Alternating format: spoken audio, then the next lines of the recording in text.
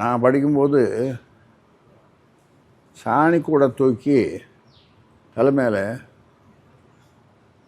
5 kilometre அந்த சாணி கூடிய எடுத்து போய் கொண்டால் தான் அந்த பழைய ஜோதி கொடுப்பாங்க எனக்கு, பழையது. அதை கொடுத்துட்டு பள்ளிக்கூடம் போவேன், 6ஆம் வகுப்பு. அப்படிலாம் கஷ்டப்பட்டோம்.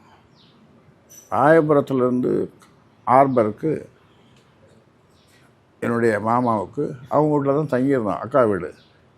அங்கே சாப்பாடு எடுத்துகிட்டு போய் கொடுத்துட்டு 12 மணி திரும்பி வரும்போது 12 மணி நடந்தேன். காலில் ஒன்றும் செருப்பு கிடையாது, ஒரே சட்டை, ஒரே ட்ரௌசர், கால் சட்டை, ஒரே சட்டை. அதே தினம் சாயந்தரம் வந்து துவச்சி போட்டுக்குவோம்.